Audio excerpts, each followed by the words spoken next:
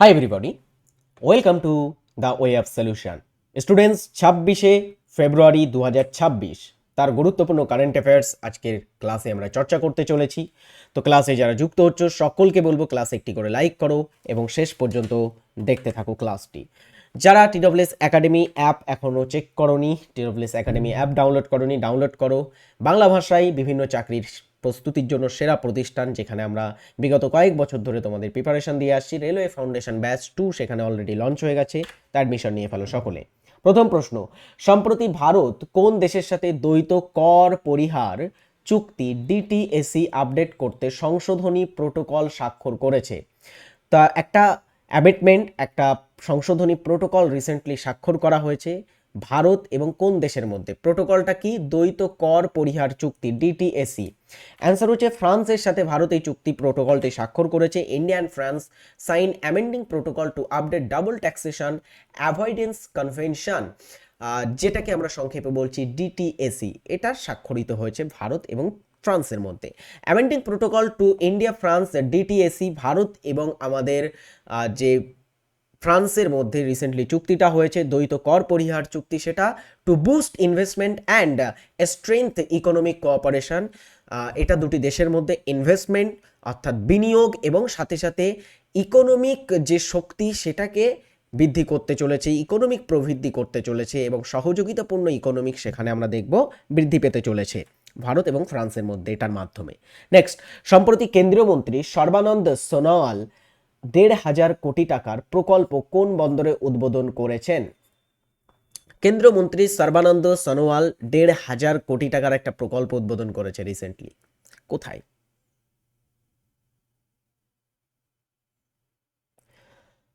সর্বানন্দ সোনোয়াল কেন্দ্রীয় মন্ত্রী, তিনি রিসেন্টলি এবং আসামের প্রাক্তন মুখ্যমন্ত্রী ছিলেন, বর্তমানে কেন্দ্রীয় মন্ত্রী সর্বানন্দ সোনোয়াল।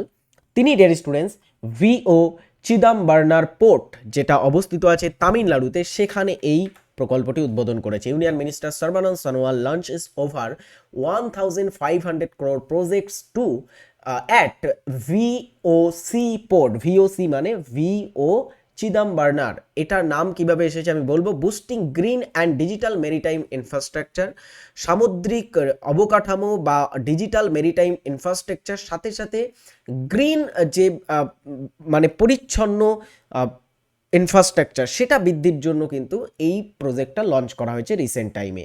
অ্যান্ড এখান থেকে আরেকটা জিনিস, তুতিকোরিন বন্দর, সেটাই কিন্তু VO চিদাম্বরম বন্দর হিসাবে পরিচিত বা চিদাম্বরনার বন্দর হিসাবে পরিচিত। এটাকে আমরা তুতিকোরিন বন্দরও বলতে পারি।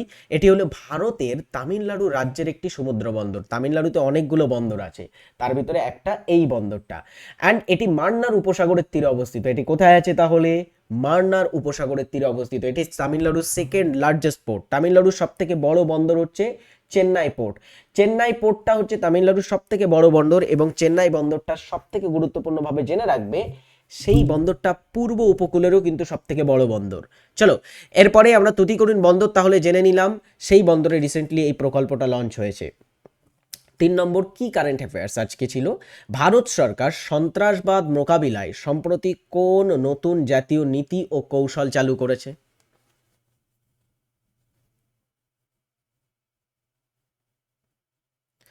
ভারত সরকার সন্ত্রাসবাদ দমনের জন্য রিসেন্টলি একটা নতুন নীতি ও কৌশল চালু করেছে, তার নাম প্রহার। দেখো, government of India launches new national counter terrorism policy. তো একটা সন্ত্রাসবাদ দমনকারী একটা পলিসি এবং একটা স্ট্র্যাটেজি রিসেন্টলি আমাদের ভারত সরকার নীতি ও কৌশল লঞ্চ করেছে, সেটির নাম হচ্ছে প্রহার। প্রহার two tackle evolving terror threats, যেগুলো আমাদের টেরর বা সন্ত্রাসবাদের যে সন্ত্রাসবাদীর কাছ থেকে যে ধরনের থ্রেটসগুলো আসে, যে ধরনের আমরা হুমকিগুলো পেয়ে থাকি, সেইগুলোকে কাউন্টার করার জন্য এটাকে লঞ্চ করা হয়েছে উইথ এ প্রোঅ্যাক্টিভ অ্যাপ্রোচ। অর্থাৎ একটা খুব দ্রুত সেখানে প্রোঅ্যাক্টিভ অ্যাপ্রোচ নেওয়ার জন্য, পদক্ষেপ নেওয়ার জন্য কিন্তু এই প্রহারটা লঞ্চ করা হয়েছে। অলরাইট, তো অপশান ডি এখানে রাইট অ্যান্সার, এটাকে আমরা প্রহার বলছি। চলো এই প্রহারে কি কি বলা হয়েছে একটু দেখি। প্রহার মূল দর্শন ও নীতি এটার কি? ভারত কয়েক দশক ধরে সন্ত্রাসবাদের বিরুদ্ধে লড়াই করছে। এবং সব ধরনের সন্ত্রাসবাদের ক্ষেত্রে জিরো টলারেন্স বা শূন্য সহনশীলতার নীতি আমাদের ভারত অনুসরণ করে আসে, যে আমাদের সাথে তোমরা যদি টেরর বা এই ধরনের কাজকর্ম করে থাকো তো আমরা সইব না, জিরো টলারেন্স এই ক্ষেত্রে। ওকে, ভারত সন্ত্রাসবাদকে কোনো নির্দিষ্ট ধর্ম, জাতি বা সভ্যতার সাথে যুক্ত করে না, অবভিয়াসলি। নেক্সট বলা হচ্ছে প্রহার কৌশলটা আসলে কি। ভারত এই কৌশলটি মূলত 7টি স্তম্ভের উপর ভিত্তি করে তৈরি, এটা 7টি মূল বিষয়ের উপর ভিত্তি করে তৈরি হয়েছে। ফার্স্ট, নাগরিক ও স্বার্থ রক্ষায় সন্ত্রাসবাদী হামলা প্রতিরোধ। হ্যাঁ, নাগরিকদের জন্য স্বার্থ রক্ষা বা নাগরিকদের প্রোটেক্ট করার জন্য সন্ত্রাসবাদী যে হামলাগুলো হয় সেগুলো প্রতিরোধ করা। হুমকির অনুপাতে নতুন প্রতিক্রিয়া জানানো, সরকারের সব স্তরে সক্ষমতা বৃদ্ধি ও সমন্বয় সাধন করা, এবং মানবাধিকার ও আইনের শাসনের ভিত্তিতে কাজ করা, মৌলবাদ সহ সন্ত্রাসবাদের অনুকূল পরিবেশ দূর করা এবং আন্তর্জাতিক প্রচেষ্টার সাথে সমন্বয় রাখা, সমাজের সর্বস্তরের অংশগ্রহণের মাধ্যমে পুনরুদ্ধার ও স্থিতিস্থাপকতা নিশ্চিত করা। এই হচ্ছে 7টি স্তম্ভ, যেটার উপরেই কিন্তু এই নীতিটা দাঁড়িয়ে আছে। এবারে দেখো হুমকির কারণ কি। ফার্স্ট হচ্ছে হুমকির ধরন সন্ত্রাসবাদীরা বর্তমানে ড্রোন, ডার্ক ওয়েব এবং ক্রিপ্টো ওয়ালেটের মতো আধুনিক প্রযুক্তির ব্যবহার করে। আগে তো এমনিতেই হুমকি দিত, এখন ড্রোন মানে অত্যাধুনিক প্রযুক্তি তারা কিন্তু ইউজ করছে। ড্রোন, ডার্ক ওয়েব, ক্রিপ্টো ওয়ালেটের মতো অত্যাধুনিক বা আধুনিক প্রযুক্তির ব্যবহার করা। এছাড়া অপরাধী চক্র এবং সাইবার হামলার মাধ্যমেও হুমকি তৈরি করছে তারা, বা হুমকি তৈরি করা হচ্ছে তাদের দ্বারা। প্রতিরোধ ও সাড়া প্রদান, গোয়েন্দা তথ্যের আদান প্রদানের জন্য মাল্টি এজেন্সি সেন্টার বা এমএসি করা বা এমএসি কাজ করে, ঠিক আছে, মাল্টি এজেন্সি সেন্টার বা এমএসি কাজ করে থাকে। হামলার ক্ষেত্রে প্রথম সাড়া দেয় স্থানীয় পুলিশ, যাদের সহায়তা করে এনএসজি এবং অন্যান্য বিশেষ বাহিনী যেগুলো আছে। এছাড়া এনআইএ সন্ত্রাসবাদ যে সংক্রান্ত তদন্ত আছে সেটা পরিচালনা করে থাকে। আইন কাঠামো ও মানবাধিকার, ভারত ইউএপিএ হচ্ছে একটা সন্ত্রাসবাদীদের উপরে লাগানো হয় একটা আইন আমাদের ভারতের। তো এই যে ইউএপিএ আর্টিকেল, এই ইউএপিএ এটা ভারতীয় ন্যায় সংহিতা, ঠিক আছে, যেটাকে বিএনএস বলা হচ্ছে, সেই ইউএপিএ ন্যায় সংহিতা এবং অন্যান্য আইনের মাধ্যমে সন্ত্রাসবাদী মোকাবিলা করে, তবে একই সাথে মানবাধিকার রক্ষা এবং আইনের শাসনের প্রতি দায়বদ্ধ থাকে। এই হচ্ছে আমাদের যে রিসেন্টলি যে প্রহার বলে নীতিটা লঞ্চ করা হয়েছে, যে সন্ত্রাসবাদীর ক্ষেত্রে জিরো টলারেন্স এবং যে থ্রেটগুলো আসছে সেগুলোকে প্রোঅ্যাক্টিভভাবে, সেগুলোকে সক্রিয়ভাবে অ্যাপ্রোচ করার জন্য আমরা দেখব এটা রিসেন্টলি লঞ্চ হয়েছে। নেক্সট হচ্ছে সম্প্রতি ভারত কোন রাজ্যে ভস্মরাজ, যেটাকে আমরা VSHO ভস্মরাজ এটাকে আমরা বলতে পারি, মিসাইলের সফল পরীক্ষা চালিয়েছে। VSHORADS এটা একটা মিসাইল।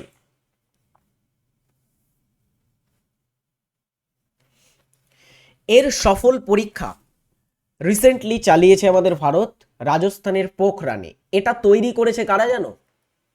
এটা তৈরি করে আমাদের ভারতের ডিআরডিও এটা তৈরি করেছে। আর এই যে এই মিসাইলটা কেমন প্রকৃতির মিসাইল একটু দেখা যাক। India has successfully conducted 3 flight set of the indigenously developed very short range air defense system। অর্থাৎ আমাদের ভারত রিসেন্টলি সম্পূর্ণ ভারতের মানে সম্পূর্ণ দেশীয়ভাবে নির্মিত একটা শর্ট রেঞ্জ মানে খুবই স্বল্প পাল্লার এয়ার ডিফেন্স সিস্টেম, আকাশ প্রতিরক্ষা সিস্টেম বা আকাশ প্রতিরক্ষা একটা সিস্টেম তৈরি করেছে, যেটার নামই হচ্ছে এই ভস্মরাজ বলা হচ্ছে। ওকে, এটার যদি আমরা দেখি 3টে সেটে ফ্লাইট সম্প্রতি টেস্ট সম্পূর্ণ করেছে আমাদের ভারত। কোথায় সম্পূর্ণ করেছে? এটা at the Pokhran firing range, পোখরানের ফায়ারিং রেঞ্জ ইন রাজস্থান, যেটা রাজস্থানে অবস্থিত, সেখানে কমপ্লিট করা হয়েছে। অলরাইট ডিয়ার স্টুডেন্টস, এই হচ্ছে আমাদের ভারতবর্ষের নতুন মিসাইল সিস্টেম, যেটা রিসেন্টলি সম্পন্ন হয়েছে, যার টেস্টিং সম্পন্ন হয়েছে রাজস্থানে। চলো এর পরেরটা আমরা দেখি। এটা খুবই স্বল্প রেঞ্জের মানে খুবই স্বল্প রেঞ্জের একটা আমরা বলতে পারি এয়ার ডিফেন্স সিস্টেম আমাদের ভারতের। নেক্সট হচ্ছে সম্প্রতি বিহার বিধানসভা 1887 সালের কোন আইনটিকে বাতিল করে নতুন সিভিল আদালত বিল পাশ করেছে? বিহার রাজ্যের যে বিধানসভা, সেই বিধানসভা রিসেন্টলি একটা নতুন আইন পাশ করেছে বা আইনকে বাতিল করেছে। একটা আইন, পুরনো আইন যেটা 1887 সালে পাশ হয়েছিল, সেই আইনকে বাতিল করে নতুন একটা আইন তৈরি করেছে, সিভিল আদালত বিল। আইন তৈরি নয়, মানে একটা বিল পাশ করেছে, আইনের বিল, সিভিল আদালত বিল। তো সেই 1887 সালের আইনটা হচ্ছে বেঙ্গল, আগ্রা এবং অসম সিভিল কোর্ট অ্যাক্ট। একটু দেখা যাক, বিহার অ্যাসেম্বলি পাসেস বিল রিপ্লেসিং কলোনিয়াল এরা সিভিল কোর্ট ল। তো একটা নতুন বিল তারা পাশ করেছে, যেটা রিপ্লেস করবে, যেটা স্থলাভিষিক্ত করবে কলোনিয়াল এরা বা যেই উপনিবেশিক সময়ের যে সিভিল কোর্ট ল ছিল সেটা। মঙ্গলবার রাজ্য বিধানসভা, মানে বিহারের রাজ্য বিধানসভা সর্বসম্মতিক্রমে বিহার দেওয়ানি ন্যায়ালয় বা আদালত, বিহার দেওয়ানি আদালত বিল 2026 পাশ করেছে, যা উপনিবেশিক আমলে প্রণীত 1887 সালের বাংলা, আগ্রা এবং আসামের দেওয়ানি আদালত আইনের পরিবর্তে বা সেটাকে রিপ্লেস করতে চলেছে এটা।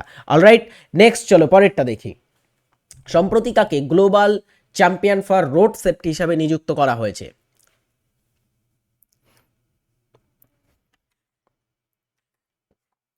সম্প্রতি global champion for road safety হিসাবে নিযুক্ত করা হয়েছে সচিন টেন্ডুলকরকে। দেখো, Tendulkar becomes global champion for road safety causes. তো এখানে তাকে রিসেন্টলি নিযুক্ত করা হয়েছে তাহলে global champion for road safety হিসাবে। চলো এরপরেরটা, মহারাষ্ট্রের কোন গ্রামটি সম্প্রতি নিজেকে জাতিমুক্ত গ্রাম হিসাবে ঘোষণা করেছে? কাস্ট ফ্রি ভিলেজ বা একদমই সম্পূর্ণ জাতিমুক্ত গ্রাম হিসেবে ঘোষণা করেছে মহারাষ্ট্রের একটি গ্রাম। তারা কারা? রালেগন সিন্ধি, হিবরে বাজার, সন্দালা এবং সিঙ্গনাপুর। রাইট অ্যান্সার হচ্ছে option C, Saundala. Maharashtra Saundala becomes caste free village. এখানকার গ্রামের মানুষেরা, তারা এই গ্রামটাকে কাস্ট ফ্রি গ্রাম, যে আমরা কোনো জাতপাতে মানব না, সম্পূর্ণ কাস্ট ফ্রি গ্রাম হিসাবে ঘোষণা করা হয়েছে সন্দালাকে। এটাই তো করা উচিত না, যে যখন আমরা প্রবৃদ্ধি করতে চাইবো, যখন আমরা ইকোনমিক গ্রোথ চাইবো বা ডেভেলপ চাইবো, একটা ডেভেলপ কান্ট্রি, তোমরা দেখো আমেরিকা থেকে শুরু করে যত ডেভেলপ কান্ট্রি আছে সেখানে কিন্তু কাস্ট সিস্টেমটাকে অত গুরুত্ব দেওয়া হয় না, কিন্তু ভারতের মতো দেশে আমরা দেখবো কাস্টটাকে খুব বেশি গুরুত্ব দেওয়া হয়। অ্যান্ড আমার মনে হয়, যেটা পার্সোনালি যদি আমি দেখি, কাস্ট জিনিসটা কাস্টের জায়গায় থাকবে, কিন্তু যখন আমরা ইকোনমিক গ্রোথ বা ডেভেলপ দেখবো, আমাদের ভারতের জন্য আমরা যখন ডেভেলপ করব, তখন আমাদের সকলকে কাঁধে কাঁধ মিলিয়ে চলা উচিত, তাই না? চলো এরপরেরটা যদি দেখি, ভারত ও জাপানের মধ্যে যৌথ সামরিক মহড়া ড্যাশের 7ম সংস্করণ উত্তরাখণ্ডে অনুষ্ঠিত বা উত্তরাখণ্ডে অনুষ্ঠিত হচ্ছে। খণ্ডে হবে। ভারত এবং জাপান দুটো দেশের মধ্যে যৌথ সামরিক মহড়া, সেটির নাম কি, যেটা উত্তরাখণ্ডে অনুষ্ঠিত হচ্ছে 7ম সংস্করণ? অ্যান্সার হচ্ছে Dharma guardian. 7th edition of annual joint military exercise Dharma guardian between India and Japan commences today in Uttarakhand. এটা টুডে বলতে এখানে বোঝানো হচ্ছে 24শে ফেব্রুয়ারি। 24শে ফেব্রুয়ারি। তো 24শে ফেব্রুয়ারি ধর্ম গার্ডিয়ান অনুষ্ঠিত হয়েছিল, যেটা 7ম এডিশন এই ধর্ম গার্ডিয়ানে, যেটা ভারত এবং জাপানের মধ্যে হয়। কোথায় হয়েছিল? উত্তরাখণ্ডে অনুষ্ঠিত হয়েছিল। চলো আমরা পরের প্রশ্ন উত্তর সেশনে আসবো। জিকে প্রশ্ন এই পর্যন্ত, কারেন্ট অ্যাফেয়ার্স আমরা 8টা কারেন্ট অ্যাফেয়ার্স আজ করলাম। এর পরের দিনে আমরা চেষ্টা করবো আরও কিছু কারেন্ট অ্যাফেয়ার্স চর্চা করার, এবং ফেব্রুয়ারি মাসের শেষে গিয়ে আমরা ফুল ফেব্রুয়ারি মাসের কারেন্ট অ্যাফেয়ার্স দেবো তোমাদের আমাদের ব্যাচের মধ্যে, অ্যাপের মধ্যে, তুমি যেখানেই থাকবে সেখানে। চলো, আর আমাদের ইউটিউবেও আমি লাইভ করিয়ে দেবো এটার উপর থেকে পুরো মান্থের কারেন্ট অ্যাফেয়ার্স। চলো স্টার্ট করছি আমাদের আজকে জিকে প্রশ্ন উত্তর। ফার্স্ট জিকে, ইতিহাসে বিখ্যাত গ্র্যান্ড ট্রাঙ্ক রোড বা যেটাকে জিটি রোড বলা হয়, সেই জিটি রোড কে নির্মাণ করে? জিটি রোডটা যদি আমরা দেখি, এটা বাংলাদেশ থেকে শুরু করে আমাদের পুরো ভারতের উপর দিয়ে গিয়ে কাবুল পর্যন্ত বিস্তৃত আছে। হ্যাঁ, মানে আফগানিস্তান আর এদিকে বাংলাদেশ, সেই পর্যন্ত কিন্তু বিস্তৃত আছে এই জিটি রোড। এই জিটি রোডটা নির্মাণ করেছিলেন শের শাহ সুরি। এটার একটা পূর্ব নাম আছে, এর পূর্ব নাম কি একটু জেনে রাখো। এই জিটি রোডের পূর্ব নাম হচ্ছে সড়ক ই আজম। সড়ক ই আজম বলা হয়ে থাকে এই রোডটাকে, বুঝেছো? সড়ক ই আজম। নেক্সট, বুলগেরিয়ান মুদ্রার বা কারেন্সির নাম কি? বুলগেরিয়া হচ্ছে পূর্ব ইউরোপে অবস্থিত একটা দেশ। এই বুলগেরিয়া দেশের মুদ্রা বা কারেন্সির নাম কি? পূর্ব ইউরোপের বেশ কিছু দেশ থেকে আমাদের প্রশ্ন দিতে পারে, চলো একটু উত্তর করো। ইওয়ান, ক্রোনা, লেভ, জেল্লাটি। এর ভিতরে বুলগেরিয়ার মুদ্রা হচ্ছে লেভ। চলো বেশ কিছু কান্ট্রি ক্যাপিটাল এবং কারেন্সি দেখা যাক। এখানে যতগুলো কান্ট্রি দেওয়া আছে সবগুলোই কিন্তু ইস্ট ইউরোপ বা পূর্ব ইউরোপের দেশ। পূর্ব ইউরোপের কিছু দেশ, ঠিক আছে। কান্ট্রি, প্রথমে কান্ট্রির ভিতরে বেলারুশ, রাজধানী মিন্স্ক, আর অফিসিয়াল মুদ্রা হচ্ছে বেলারুশের বেলারুশিয়ান রুবেল, BYN বলা হয় এটাকে। আর রুবেল হচ্ছে রাশিয়ারও মুদ্রা, এটা মাথায় রাখবে। আর এই বেলারুশ আর রাশিয়া দুজনে খুব বন্ধু দেশ। বুলগেরিয়ার রাজধানী সোফিয়া, মুদ্রা বুলগেরিয়ান লেভ। আচ্ছা, চেক রিপাবলিক বা চেক প্রজাতন্ত্রের রাজধানী প্রাগ। প্রাগের যদি দেখি এদের রাজধানী আর এদের মুদ্রা হচ্ছে চেকস করুনা। হ্যাঁ, এদের মুদ্রার নাম এটা ক্রোনা হবে আর কি, করুনা না, এটা ক্রোনা। তো চেক রিপাবলিকের ক্রোনা। নেক্সট হচ্ছে হাঙ্গেরির বুদাপেস্ট, এদের মুদ্রার নাম হাঙ্গেরিয়ান ফোরিন্ট, HUF। পোল্যান্ডের মুদ্রা ওয়ারাস, পোল্যান্ডের রাজধানী ওয়ারাস, পোল্যান্ডের মুদ্রা পোলিশ জেলাটি। নেক্সট রোমানিয়ার বুখারেস্ট রাজধানী, মুদ্রা রোমানিয়ান লিও। রাশিয়ার রাজধানী মস্কো এবং রাশিয়ান মুদ্রা কি? রুবেল, রাশিয়ান রুবেল। স্লোভাকিয়ার রাজধানী ব্রাতিস্লাভা, যেটা স্লোভাকিয়ার রাজধানী, মুদ্রা হচ্ছে ইউরো। আর ইউক্রেনের রাজধানী কিয়েভ, মুদ্রা ইউক্রেনিয়ান হিভ্রেনিয়া হচ্ছে এদের মুদ্রা। চলো, তো এই হচ্ছে কয়েকটা দেশ এবং তাদের মুদ্রা, হ্যাঁ, যেগুলো সম্পর্কে তোমরা একটু পড়ে রাখবে বাড়িতে। আচ্ছা, নেক্সট আমরা পরের 3 নম্বর কোশ্চেন অ্যান্সারে আসা যাক। চামচের উপর কোনো একটা চামচ, স্টিল হতে পারে, লোহা হতে পারে, কোনো একটা চামচ তুমি নিলে, তোমার মনে হচ্ছে চামচটা আমার স্ট্যাটাসের সাথে যাচ্ছে না, আমি রূপোর চামচে খাবো। বলে না, সোনার চামচ মুখে নিয়ে জন্মগ্রহণ করেছে, অনেকে বলে অমুক সোনার চামচ মুখে নিয়ে জন্মগ্রহণ করেছে। তো এখানে চামচ, এই চামচের উপরে আমরা রূপোর প্রলেপ দেব। তো রূপোর প্রলেপ দিতে হলে তড়িৎ বিশ্লেষক হিসাবে কোনটি ব্যবহার করা উচিত? ইলেকট্রোলাইট বা তড়িৎ বিশ্লেষক হিসাবে আমরা কোনটির ব্যবহার করব? পটাশিয়াম আর্জেন্টো সায়ানাইটের ব্যবহার করা হবে। পটাশিয়াম আর্জেন্টো সায়ানাইট সংকেত হচ্ছে KAgCN2। এটা হচ্ছে পটাশিয়াম আর্জেন্টো সায়ানাইটের সংকেত। যাই হোক, এই যে পটাশিয়াম আর্জেন্টো সায়ানাইট, এটা আমরা ব্যবহার করব তড়িৎ বিশ্লেষক হিসাবে। এবারে দেখো, তোমরা নিশ্চয়ই জানো তড়িৎ বিশ্লেষক পদ্ধতিতে অ্যানোড এবং ক্যাথোডের ব্যবহার করা হয়। বলো তো দেখি, অ্যানোড কোথায় ব্যবহার করব আর আমরা ক্যাথোড কোথায় ব্যবহার করব? অ্যানোড হিসাবে কিসের ব্যবহার হবে আর ক্যাথোড হিসাবে কিসের ব্যবহার হবে? যে ধাতুর উপরে প্রলেপ দিতে চাও, বা যে পদার্থের উপরে তোমরা প্রলেপ দিতে চাও, সেটাকে তোমরা কিসে রাখবে? সেটাকে রাখতে হবে ডিয়ার স্টুডেন্টস ক্যাথোডে। মনে করো তাহলে এখানে ক্যাথোডে থাকবে চামচ, তাই তো? চামচের উপরে প্রলেপ দিচ্ছে, এটা কি হবে? ক্যাথোড হবে, ক্যাথোড। আচ্ছা, যার উপরে প্রলেপ দিচ্ছি তাহলে সেটা ক্যাথোডে থাকছে। আর যা দিয়ে প্রলেপ দিচ্ছি, মনে করো রূপোর প্রলেপ দেবো, তাহলে রূপাটা থাকবে কোথায়? অ্যানোডে থাকবে, বিশুদ্ধ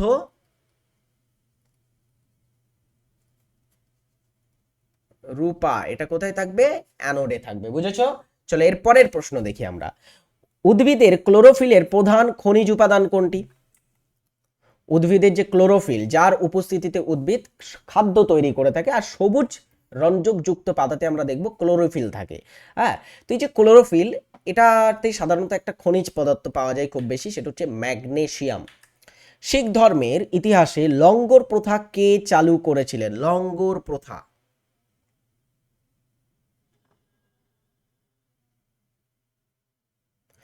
লঙ্গর প্রথাটা কি বলতো দেখি? লঙ্গর প্রথায় শিখ ধর্মে বিনামূল্যে যারা গুরুদ্বারাতে যাবে বা শিখ ধর্মের যে উপাসনা গৃহ বা কোনো একটা জায়গাতে ধরো কেউ গেল, শিখ ধর্ম অবলম্বীর মানুষেরা তাদেরকে আপ্যায়ন করে থাকে। হ্যাঁ, তাদেরকে বিনামূল্যে কিছু খাবার দিয়ে থাকে, তাদেরকে খেতে দেয়। তো এটাকে লঙ্গর বলা হয়, তো এটা বিনামূল্যে দেওয়া হয়। আর শিখ ধর্মাবলম্বীদের যে বিভিন্ন লঙ্গরগুলো আছে সেখানে তোমরা প্রায়শই এটা দেখতে পাবে। তো শিখ ধর্মের ইতিহাসে লঙ্গর প্রথা প্রথম এটার ধারণা দিয়েছিলেন নানক দেব, ঠিক আছে, কিন্তু অফিসিয়ালভাবে এটা চালু করেছিলেন গুরু অঙ্গদ। তো গুরু অঙ্গদটাকে আমরা অফিসিয়ালভাবে উত্তর নেব, যদি অঙ্গদ অপশানে না থাকে তখন নানকটাকে করবে, গুরু অঙ্গদ যদি অপশানে না থাকে তাহলে গুরু নানককে করবে। চলো এর পরের প্রশ্নতে আসি আমরা।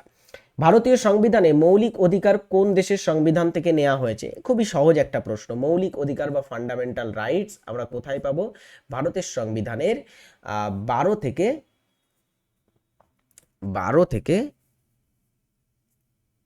35 ধারার মধ্যে এটা অবস্থিত আছে। তো 12 থেকে 35 ধারাতে ফান্ডামেন্টাল রাইটস আছে, ধারণা আমরা পেয়েছি আমেরিকা যুক্তরাষ্ট্র থেকে। কেন্দ্রীয় ব্যাংক যখন বাণিজ্যিক ব্যাংকগুলোকে দীর্ঘমেয়াদী ঋণ দেয় তখন সেই সুদের হারকে কি বলা হয়?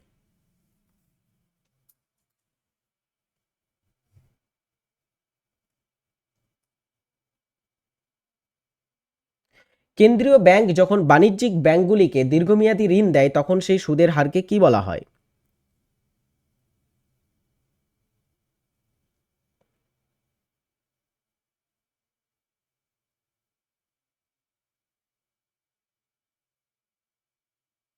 চলো, এটা রাইট অ্যান্সার হচ্ছে ব্যাংক রেট বলা হয়ে থাকে। ওকে, এটাকে ব্যাংক রেট বলা হয়। স্যার রেপো রেট কেন উত্তর হবে না? কারণ রেপো রেট হচ্ছে স্বল্প মেয়াদি, ঠিক আছে। রেপো রেট কি? রেপো রেট হচ্ছে স্বল্প মেয়াদি ঋণকে আমরা বলছি কি, স্বল্প মেয়াদি ঋণকে বলা হয়ে থাকে রেপো রেট। তো এখানে রেপো রেট হবে না, ব্যাংক রেট হবে। ব্যাংক রেটের ক্ষেত্রে কি হয়, খুব দীর্ঘকালীন সময় ধরে এই ঋণটা দেওয়া হয়ে থাকে এবং অনেক সময় কি করা হয়, এটাতে অনেক ছাড় দেওয়া হয় ওই ব্যাংকগুলোকে, তাই না? চলো এর পরেরটা, নেক্সট প্রশ্ন। আরাবল্লী পর্বতশ্রেণী সর্বোচ্চ শৃঙ্গের নাম কি? আরাবল্লী আমরা জানি একটা কি, আরাবল্লী হচ্ছে একটা ডিয়ার স্টুডেন্টস প্রাচীন ভঙ্গিল পর্বত।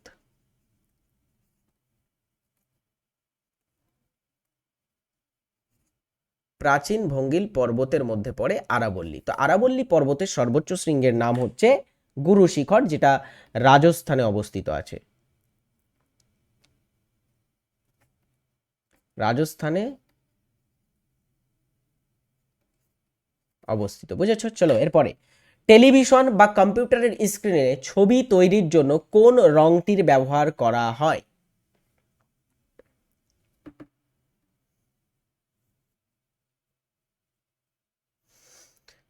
টেলিভিশন এবং কম্পিউটারের স্ক্রিনে ছবি ফুটিয়ে তোলার জন্য যে রঙিন টেলিভিশনগুলো হয় সেখানে ব্যবহার করা হয় RGB, অর্থাৎ রেড, গ্রিন অ্যান্ড ব্লু। এটাকে সংক্ষেপে আমরা বলবো কি, RGB, অর্থাৎ RGB, লাল, সবুজ, নীল, এটা হচ্ছে প্রাথমিক রং। এই তিনটে রংকে ব্যবহার করে তুমি পৃথিবীর অলমোস্ট সমস্ত ধরনের রঙই তৈরি করতে পারবে। ওকে, সো লাল, সবুজ এবং নীল রং, এই তিনটেকে বলা হচ্ছে কি, এই তিনটেকে বলা হচ্ছে RGB। চলো এর পরেরটা, মুঘল বংশের প্রতিষ্ঠাতা কে ছিলেন? মুঘল বংশের প্রতিষ্ঠাতা ছিলেন কে? কমেন্ট বক্সে জানাবে সকলে এটার উত্তর। নেক্সট প্রশ্নে আমরা দেখি, সূর্য থেকে পৃথিবীতে তাপ কোন পদ্ধতির মাধ্যমে পৌঁছায়? কন্ডাকশন, কনভেকশন এবং রেডিয়েশন, পরিবহন, পরিচলন, বিকিরণ, কোনটি সঠিক উত্তর হবে?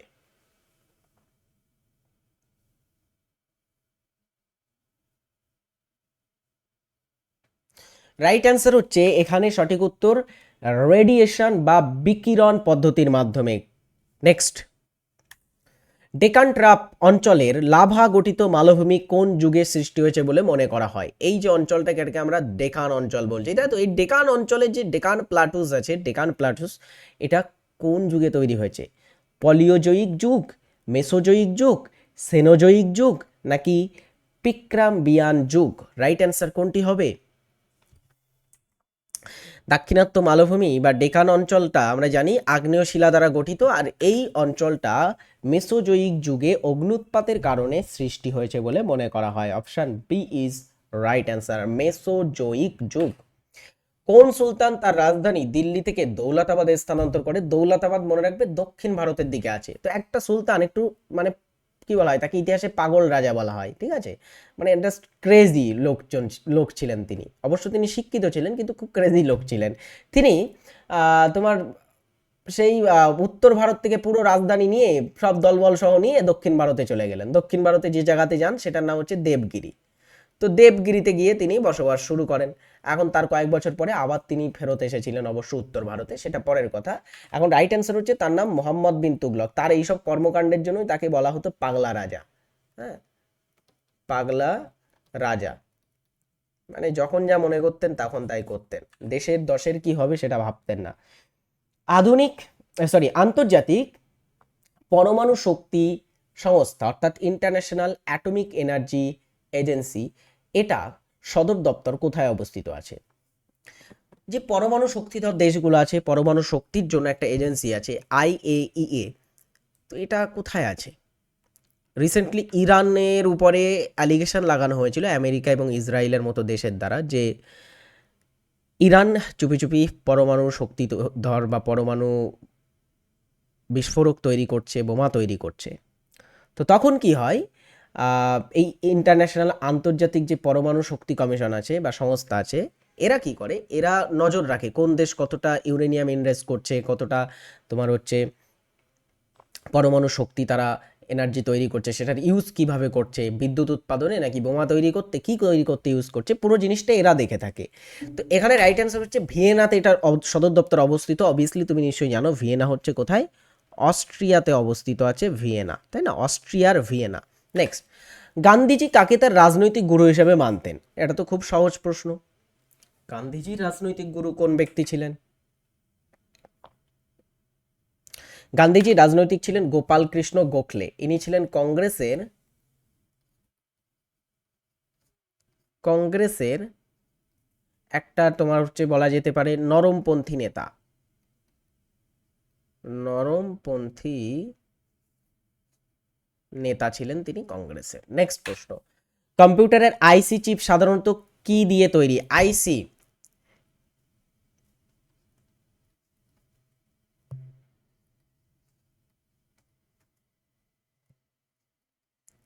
ইন্টিগ্রেটেড সার্কিট, ইন্টিগ্রেটেড সার্কিট বা আইসি চিপ সাধারণত তৈরি হয়ে থাকে সিলিকন দ্বারা, সিলিকন। বেনিতো মুসোলিনি কোন দেশের ফ্যাসিবাদ মতাদর্শের প্রবর্তন করেন? ফ্যাসিবাদ কি বলতো দেখি? ফ্যাসিবাদ মানে হচ্ছে অতি দেশভক্তি, বুঝেছো? মানে দেশের এত মানে দেশের ভক্তই বা এত অন্ধ হয়ে যাবে যে সে তোমার হচ্ছে যে তার বিরুদ্ধে কথা বলবে বা তার বিপক্ষে কথা বলবে তাকে দেশদ্রোহী বলে দেবে। অর্থাৎ ফ্যাসিবাদ হচ্ছে এক কথায় বলতে গেলে তীব্র জাতীয়তাবাদের একটা ফলশ্রুতি, ঠিক আছে? তো একটা তীব্র জাতীয়তাবাদের ফলশ্রুতি ফ্যাসিবাদ। জাতীয়তাবাদ ভালো, কিন্তু তীব্র জাতীয়তাবাদ ভালো নয়, এটাকে ফ্যাসিবাদ বলা হয়। তো এই যে ফ্যাসিবাদ মতাদর্শ ইটালিতে যিনি ছড়িয়েছিলেন তার নাম obviously Benito Mussolini. Italy is right answer, Benito Mussolini. Next, দূরবীন কে আবিষ্কার করেন? দূরবীন বা দূরবীক্ষণ যন্ত্র, সহজ আছে, খুব সহজ এটা। দূরবীক্ষণ যন্ত্র যিনি উদ্ভাবন করেছিলেন বা যিনি এটার উদ্ভাবক তার নাম গ্যালিলিও। গিনি কোএফিসিয়েন্ট অর্থনীতির কোন ক্ষেত্রটি পরিমাপের জন্য ব্যবহৃত হয়? এটাকে আমরা গিনি কোএফিসিয়েন্ট বলি। একটা এখানে কার্ভ দেখতে পাচ্ছ, এই কার্ভ অনুযায়ী যদি দেখা যায়, এই যে মাঝখানে লাল একটা দাড়ি দেখতে পাচ্ছ, এটা হচ্ছে লাইন অফ ইকুয়ালিটি অর্থাৎ সমতার লাইন। এখানে আয় সবার সমান, ঠিক আছে? এবার এর নিচে যদি কার্ভটা চলে যায়, এটাকে আমরা সাধারণত বলে থাকি লরেঞ্জ কার্ভ। আমরা লরেঞ্জ কার্ভ সম্পর্কে আগে পড়েছি। লরেঞ্জ কার্ভটা কি? লরেঞ্জ কার্ভটা হচ্ছে আয়ের বৈষম্য বোঝাতে ব্যবহার করা হয়, তাই না? যে কতটা আয়ের বৈষম্য আছে সেটা বোঝাতে লরেঞ্জ কার্ভ ইউজ করা হয়। তো লরেঞ্জ কার্ভের সহযোগিতায় আমরা বার করতে পারি কি? গিনি কোএফিসিয়েন্ট বার করতে পারি। এই অংশটাকে কিন্তু গিনি কোএফিসিয়েন্ট বলা হচ্ছে, কতটা ইনকাম হচ্ছে, কতটা হওয়া দরকার ইত্যাদি ইত্যাদি বার করতে পারি। অর্থাৎ আয়ের বৈষম্য এখান থেকে পরিমাপ করা হয়ে থাকে, ঠিক আছে? আর এই যে হলুদ অংশটা দেখতে পাচ্ছ, এটাই হচ্ছে ইনইকুয়ালিটি, এটাই ইনইকুয়ালিটির জায়গা, বুঝেছো?